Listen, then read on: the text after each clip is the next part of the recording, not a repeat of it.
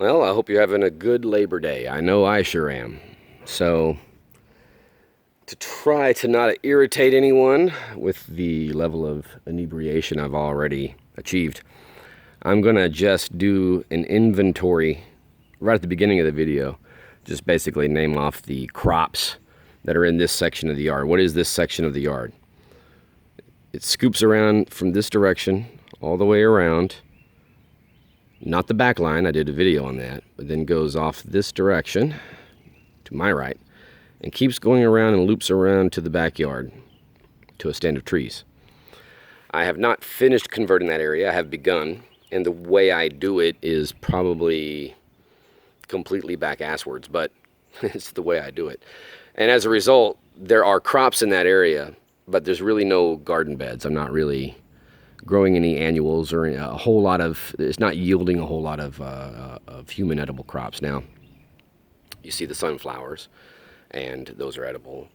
And of course, most of what you'll see in here when I start converting, what I start with is the trees, the things that take a long time to grow, shrubs and trees, perennials, things that take a while to get established. Now maybe that's, and I think that there might be a better way to do it, but there's a method to it I'll explain at the end of the video. First, I'll just, like I said, go through the inventory. You'll see some potted plants here. I'm not going to discuss those. The whole potted plant situation is a whole separate management by itself. There's a whole lot that goes into it. There's a whole lot of crops in it. I have over 100 potted plants easily. And that's just what I do to maintain the garden and farm, maybe a little bit of extra.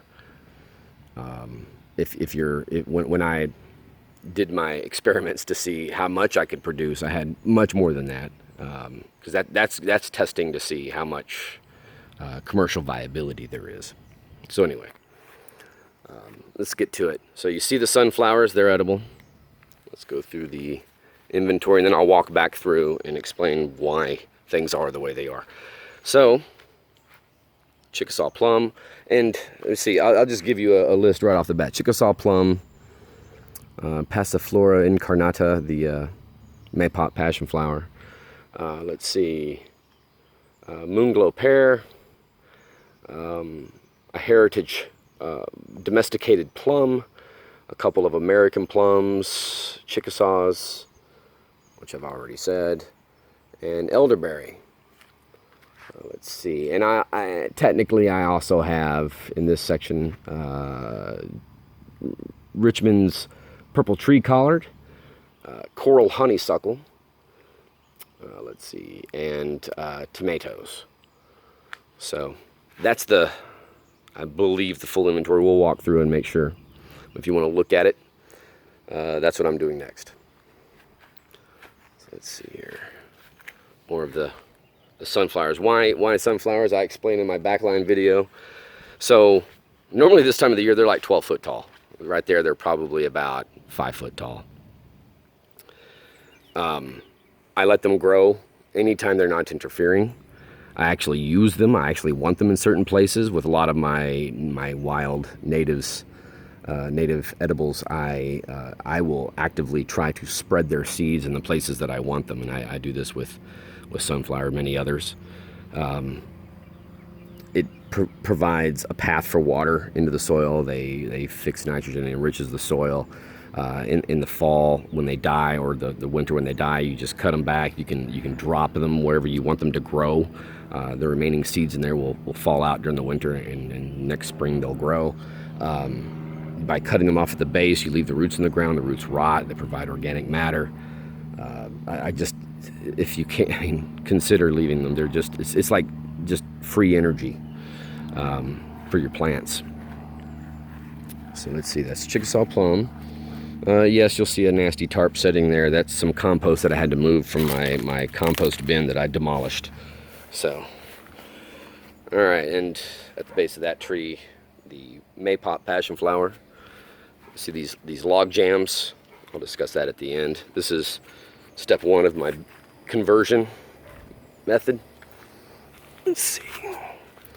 And I'm going to point this out. You see let's get to where the sun isn't interfering. This tree here is a live oak, and it's surrounded by ash juniper. This tree here is a male ash juniper. It's going to be shorter. This tree here is a male ash juniper. It's going to be shorter. And this female, I'm going to try to keep it as long and tall as I can. But eventually, even naturally, this oak's going to take it over and kill it. And the reason why I'm pointing it out is the oak produces acorns, and acorns are edible with some processing. So let's see, and I count that as food. That's the elderberry. You can see it was once larger when I had it in a pot. Growing it here, it's died back, but it's still alive. Why did it die back? Yeah, I'm really not sure. This, I'll talk about what I did for this soil whenever I come back through, discussing how I'm converting things. But basically, I picked this location for this elderberry because with my experience with the other three, I figured this would be about as optimal a location as I can create for an elderberry in the cross timbers. I don't know if you can see it in the background, but those Gulf Coast fritillary butterflies are going completely nuts. All right. Mint is common mint, and it loves water in this, at least in this area. So if you have an area that is going to be wet very often, consider planting some mint. This is the Moonglow pear. This is the Chickasaw plum, and it actually had some dieback, and a season ago, and when it sent up new growth, all of it was straight up, which eventually the tree would sort itself out, but I wanted it to sort itself out sooner so I could get healthy production out of it. So I used bonsai wire and wired out the limbs so that way it would lay some of those limbs down and create more of a shape of a tree that would produce fruit better. And that's the results. So you can look back at the first video I have on the channel if you want to see, you know, what I started with. Let's see here. Oh, and it, like I may have mentioned, this is a great, if you want to sell Chickasaws, this is one of the trees that sends out a lot of suckers, and you can dig them up. But what I've done here on these is I've left that one and this one kind of as an insurance policy in case the large one dies back. But also, until then, I can take air layerings, which for me is one of the best ways to create stock, create new trees, even better than using suckers and digging up suckers. And it doesn't seem to mind too much. This is the domesticated plum I was talking about. It's a heritage plum. I'll mention that it's supposed to be a plum seed that was pulled out of the craw of a bird that was shot in a hunting expedition. And when the dude grew it, it was supposed to be this plum. We'll see what we get with it. And we have a pretty mature, this American plum is the same age as the other ones I've showed that have died in the drought. So that's an American plum. This is an American plum. Same age, never given them a drop of water since they've been planted. They're 8 to 10 years old. This plum here, this year, seems to have died back. It seemed that the more water it got, the more it died, which was weird because it got almost no water. And the stand of American plums back there I covered in the backline video did the same thing. As a matter of fact, between the time I did that video and now, this little sucker over here that was alive in that video is now dead, and the only thing that changed was that it got rained on, which is bizarre. But I don't know, we'll see what happens. They do have a habit of sometimes dying back, and then they come back with twice as many suckers, and they grow super fast. So I don't know, but one thing's for sure, it's going to be a while before we get American plum fruit out of that. And I think that covers the crops. So the conversion method, this is where I'm going to talk about why this part of the bed, oh, it doesn't cover the crops. So this is the coral honeysuckle. And it's the only one I've got alive in ground. All the ones I had in pots I grew from seed, from one that I found. They all died, so let's hope this one goes good. It grows from cuttings quite easily.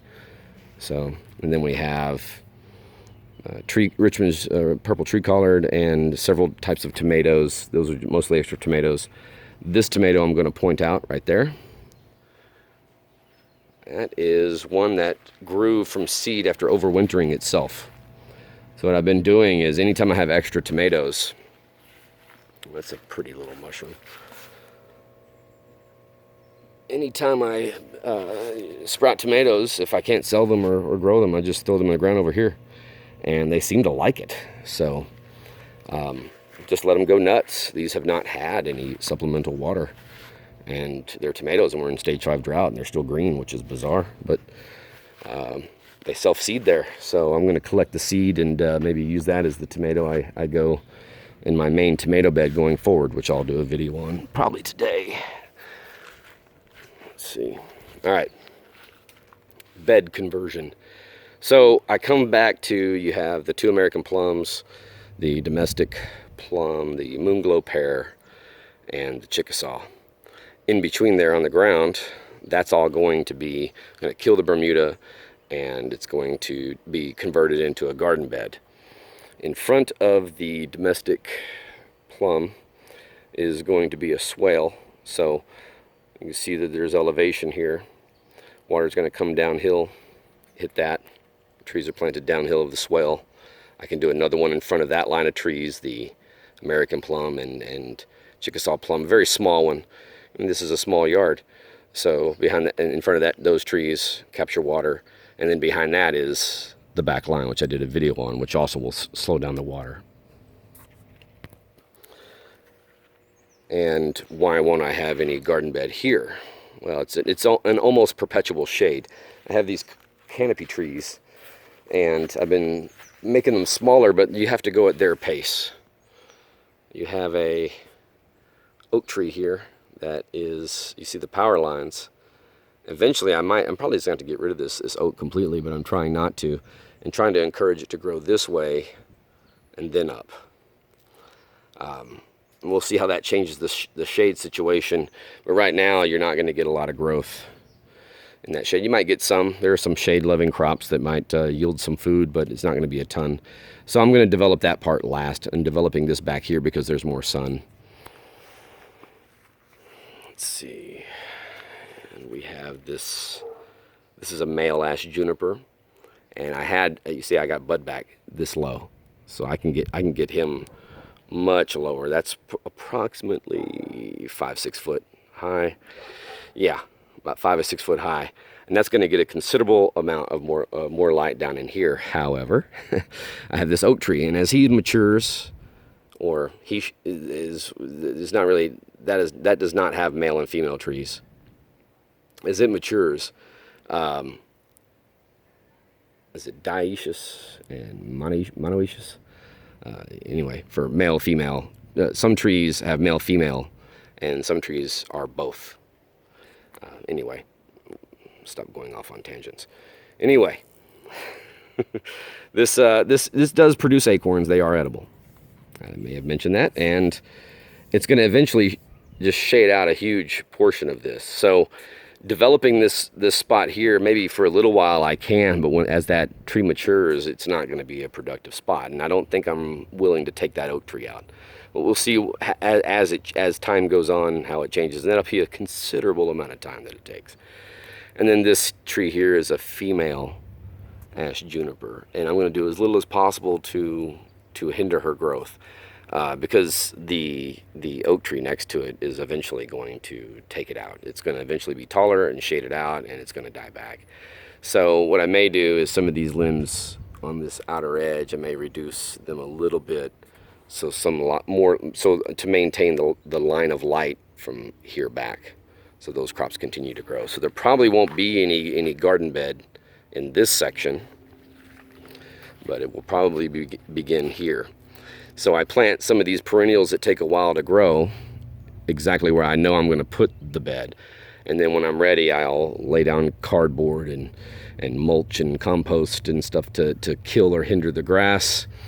And that's how I build my beds. And you can see one started right there in the background where the tree collard is. And before I do any of that, I'll leave the chop and drop on the ground where it's going to convert the soil and allow all the worms to come up and take that organic matter into the soil and begin converting the soil, make it richer. You see in the background there is a pear tree next to the old chicken coop. Yes, eventually I'll do livestock again. I had chickens. There's a reason I don't have chickens now. It's part of the philosophy of the farm. They need to be able to reproduce themselves. And given that I live in a neighborhood, I can't have a rooster. So that's the long and the short of it, I guess. So I have a Warren pear back there that I don't know if I discussed it in the backline video, but it's kind of another one of these trees that are just kind of, they're going to be part of future garden beds. And in reality, the whole yard will be one giant garden bed. It will all be connected, but right now they're segmented little disjoint garden beds that eventually they'll meet up, because I will put mulch into my walking paths even to, and that will begin converting the soil. So let's see here. And that's why you see that log jam there. Is even if you don't have a swale, just putting anything on top of the ground where water is flowing is going to slow down that water, and you can get like some of the effects that you get from having an actual swale there. You can see the croton and the horse herb probably in the background. It's everywhere, which I like. And yeah, so everything you see under here, where this pile of sticks is going to be a garden bed. Well, actually, to be honest, the line of sticks will never be, because of that oak tree. Eventually it will grow and it will shade it out. But eventually there'll be a drip line, and in front of it I can have a small garden bed. And like I said, I don't want to disturb this space up here, because I want to maintain it as separate, construction space if I need it. So just some of the things you have to work around in your yard if you're trying to cram as much stuff into every nook and cranny that you have. Things you have to think about. I'm having to wait for some of these older trees. I could technically take them out, but to reduce their height and get the light down in. But I'm using those very trees to help convert the soil for what will grow eventually. So it's a considerable amount of space for what I'll have to cram annuals in, and which the reason why I bring up annuals is most food that humans eat is our annuals. It just is, and that's what's going to give you the biggest yield, generally speaking, in terms of pounds, if you're trying to feed yourself or if you're trying to sell crops. So, okay, happy Labor Day, folks.